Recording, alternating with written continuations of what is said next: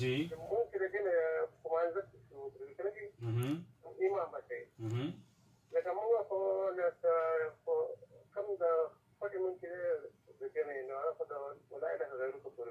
सही है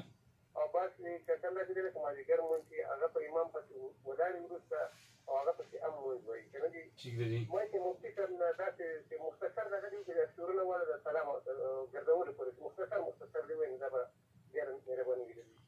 ٹھیک دی مهرباني چې خوشاله شي مهرباني جی مفتي صاحب نو اصل کې ګوره دا خو اختلافي مسله ده چې امام پس شاته مونږ ویل پکار دي ویل پکار نه دي نو صرف اختلاف په سورۃ فاتحه کې دی چې سورۃ فاتحه امام پس ویل بعض علماء ویلي لازم او فرض دي بلکې مرتبه ته رسولې ده او بعض علماء چې نه دي پکار لکه زموږ احناف علماء عمومي چې کوم مسلک دی نو هغه دا دی چې حدیث کې د راځي نبی صلی الله علیه وسلم فرمایي چې من کان له امام فقراءه الامام له قراءه دا چې څوک امام پس شاته ولاړ نه د امام قرات د دې لپاره قرات دی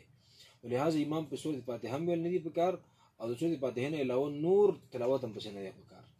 او په کپړ مونږ د ښکارا مونږ دی امام شافعي رحمه الله امام احمد ابن حنبل دا خبره کوي چې په امام پسې سورۃ فاتحه ویل دا لازم دی پکار چې پسې ویل شي نور تلاوت پسې نه دی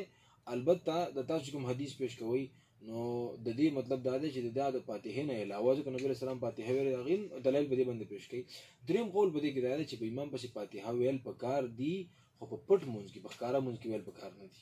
او دا خبر لګ دماغ مرالي خبر ذهن ته پریوزین په حنابو کې د امام محمد رحمه الله داغه رائے دا د امام حنیفه رحمه الله شاګرد دی محرر المذهب النعماني او تویل کې لوی عالم تر شوی دی امام محمد رحمه الله چې پټ مونږ کې امام په فاتحه ویل پکار دي سورۃ فاتحه او بخکارا مونږ کې ویل نه دي پکار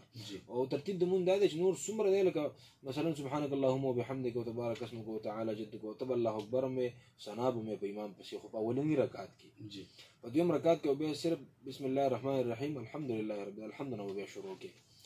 نو ولد ضالین امین به سره ته امام چې ولد ضالین پر مونږ ته به سره امین وي او بیا چې دین دغه نه پس رکوع دغه دا یو سورت به او د سورت نه پس بیا الله اکبر سبحان ربي العظیم رکوع دا سبحان ربي العظیم سبحان ربي العظیم سمع الله لمن حمده ربنا لك الحمد ارسب تویټو او حمدا كثيرا طيبا مباركا فيه والله اكبر سبحان ربي الاعلى سبحان ربي الاعلى سبحان ربي الاعلى وبي الله اكبر اللهم اغفر لي وارحمني وعافني واهدني وارزقني واجبرني ياك دانش ویل اللهم اغفر لي وایا دین علاوه بیا په دغه طریقې سره مونږ کولی تحیات لله وصلوات طیبات دا به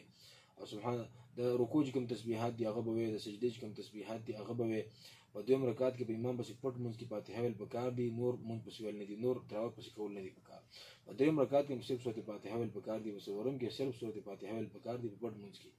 هغه ښکارا مونږ دی نو په اول او دویم رکعت کې امام په سورۃ فاتحه موای او چې کله دریم سلورم رکعت کې امام ځان قرات کوي فاتحه پټوي نه تیم پس پټوي